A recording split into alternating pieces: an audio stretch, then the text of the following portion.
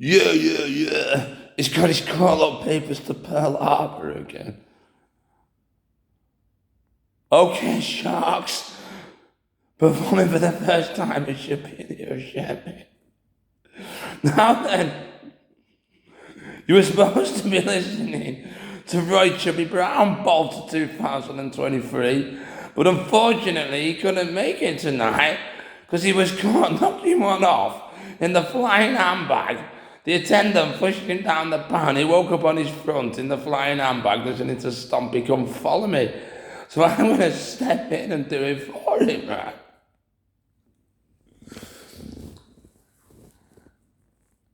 As you can see, I'm wearing Clark's shoes, officers' club trousers, a flying jacket and a trilby hat. I'd like to introduce myself to you. My name is the camp consultant, Dr. Jonny, who's been struck off for being gay. I was a doctor at Planet Orwell, the Harbour Hospital, Blackpool. I was taking a shower. My boss was listening in. Dr. Mohammed Patel. I told him a joke. 7-year-old virgins waiting in heaven for you, Mohammed. They're all male. And when you finish, they're going to turn you over and pretend you're a girl.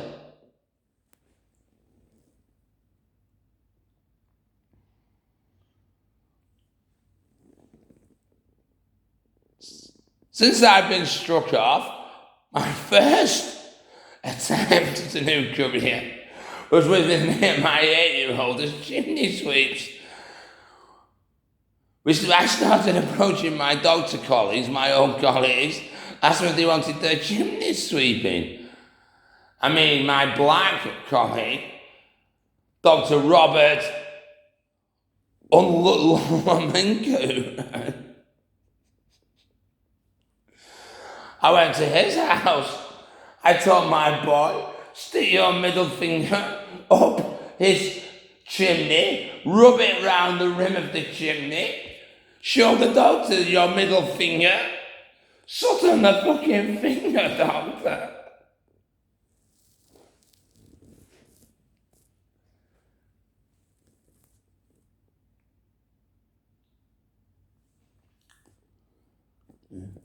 You've got a new Simpsons movie to look forward to. Homer's Holiday. The Simpsons on tour starts with Bart finding a blue light card belonging to a nurse from Blackpool called Darren. He's been a nurse of 19 years, just not allowed to give out paracetamol. When the family are in the UK, they're enjoying the fun of the theme park, Blackpool Pleasure Beach. Homer returns the blue light card to Darren. Darren takes Homer to the best discount in town to treat him to the best discount in town, 20% off a £12 burger meal. Darren also gives Homer a water pistol to thank Bart, right? Homer goes to relieve himself in the gents to find there is a queue of young male nurses, all wearing the white top from a village somewhere between Lancaster and Blackpool. Homer gets itchy testicles, ends up shooting and scratching. Meanwhile, there is a local girl called Taylor, also wearing the white top. She says, let's have it right. We're going to let the girls sort this out. They're all like that around here. We call it Dippy Land.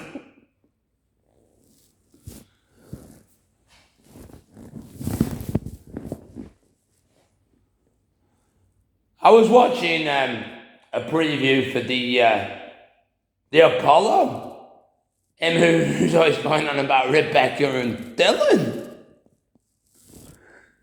He says, Rebecca started telling a couple of jokes. I mean, the first one, who is the safest man in the hospital? The ultrasound man. But the other one I don't get. How much did the bookies in Oldstall make taking bets? And who's going to put down poor Massey first? The Iceman or Little Ellen Baby Ryan? In another episode, she gets sectioned. She bumps into an old face, Adam Hayes. Adam Hayes says, if you're up during the early hours, we could take it outside. We could reminisce on our training with the doctors. We could smoke. We could share some Peruvian leaf. We could even perhaps have a good old-fashioned campfire. Athenaeus gets increasingly inspirational about what sort of fuel to use, which includes the furniture. The all-night game of cards ends with Athenaeus alleging Rebecca has cheated. As Rebecca lies her last gasper, Athenaeus hears the sound of the flint going in her lighter.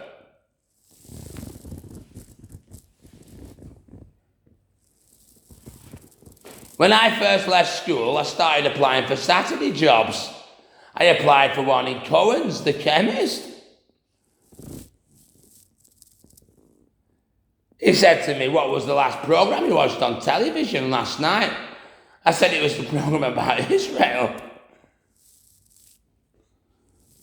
He said, this man, who flies one of the most expensive aeroplanes on the planet, said Israel runs the world. The Mossad do whatever is required. I thought, what happens if we stop buying your oranges? The US reduces its overseas aid budget by 90%, and we go back to the fucking gold standard. The founding father of Greenside, Constantine Armagnac, he arrived in the area owning nothing but the stripy pair of pyjamas he stood up in, and had an orange to his name. He notes on a door. He said, "Could you spare us an empty bottle and a few cubes of sugar?" Asked for directions to the nearest stream, and said, "I'll be back shortly with a treat for you all. It's only a bottle of fucking squash." He turned out to be a very intelligent bloke. Has a daughter, has a degree in psychology, but he didn't know what a fucking stick is.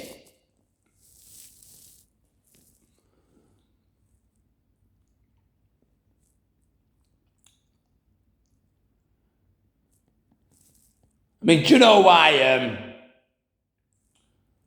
Muslims don't eat profiterole desserts? Because you can only get them at Marks and Spencer's.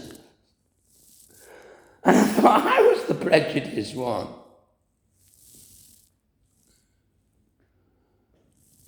Yeah, I went to see Chubbs in Telford a few days ago. I mean, he dropped this one I thought was quite funny.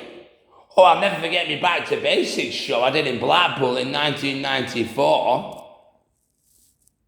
I had a lovely fucking Edwina Curry. Hurry Jam set Ram Singh's place, a Paul Cormer, followed by the shag of my life, a local nurse called Rachel.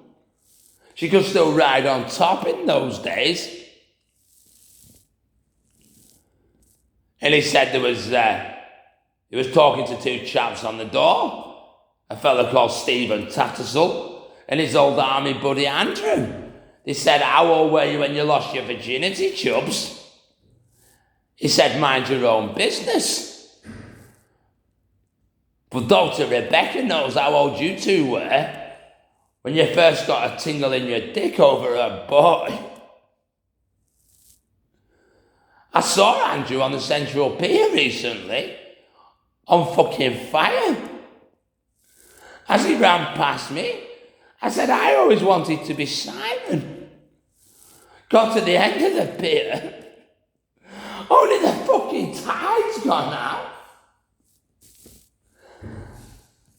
I thought to myself, you think one of the fuckers would call the fire brigade? The world famous Greenside crew would. I worked my way up the apples and pears the other night with a fucking abscess to run my soul bath and took my 8-year-old boy into bed. As I went into his room, caught him sliding a magazine under the mattress. I said, what have you got there, son? He says, it's one of your journals, Dad. I said, oh yeah, let's have a look. Prize the two stickiest pages apart. On the left was a picture of Dr. Paul Sinner. On the right, a picture of Dr. Rebecca Exley, maxillofacial surgeon. He says, isn't she hot, Dad? I said, she is your cousin once removed. I said, tell us a joke, son. What'd you get after 5 days of wanking, Dad? I said, I've got no idea, son. I mean, a weekend? No. 2 days off school with a constant boner on. I said, you stupid little twat. That 10 units from my wallet, I thought you was going to come back with 3 blue Versaces. Rebecca's going to tell them I prescribed you fucking Viagra.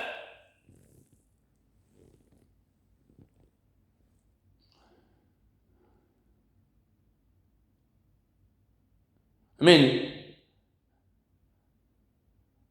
I challenged the boys in Hostel to a game of chicken the other day. They lost and had to go to the gay village for a spot of queer bashing.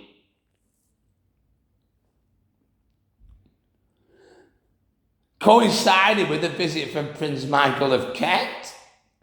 He introduced himself to the head doorman and said, take it outside and spark a fag with me.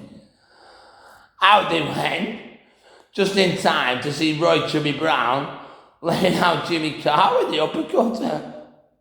He was in a huff, aside from his other role on the Special K line Trafford Park pilfering freezer bags, and Chubbs was in the area checking out the rumours of a latex shortage. There's a lot of Roy Chubby Brown jokes circulating recently. I mean, this is my favourite. Roy Chubby Brown booked in Blackpool. Nobody turns up. No, he doesn't turn up, sorry. On the stage walks a plonker, dons his knee-length leather raving shoes, dances away the blues and takes out an Iranian gin salesman.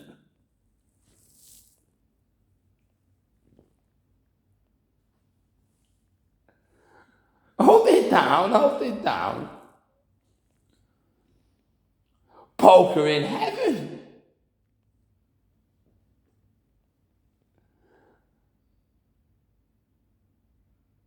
Five people in the room, 4 doctors and a DJ.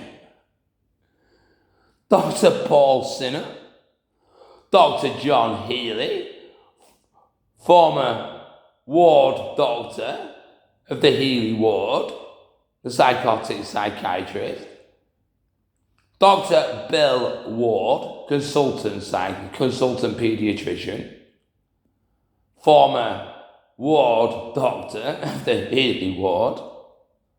The Stakes, both of them are homosexuals, sorry. The Stakes, the last pack of facts, a roll of freezer bags, Savile's cock, Shipman's head, and a bottle of fucking pethidine.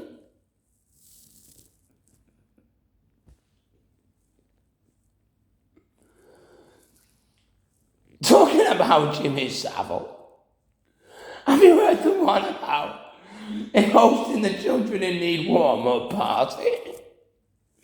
Hosted in old McDonald's bar.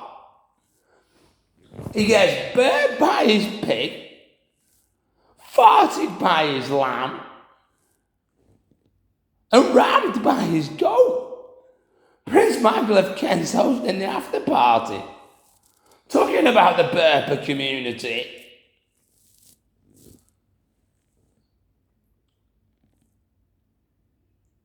Bradley Walsh, the ceremonial master, and a chap called Owen made blessings to Jesus Christ outside the mosque in Blackpool and burp up some self-raising flour.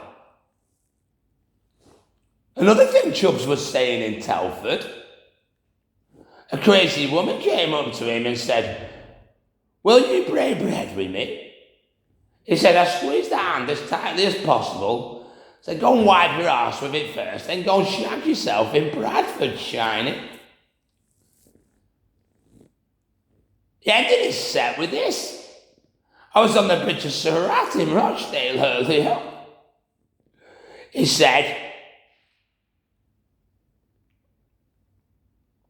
"Who is your God?" "Allah, the Almighty." "Who is your prophet?" "Muhammad, peace and blessings upon him." "What is your religion?" "Islam, for I have just knocked you into fucking hell." "Say bye-bye cheerio to Muhammad. He's hanging 6 feet under the bridge with a snapped neck."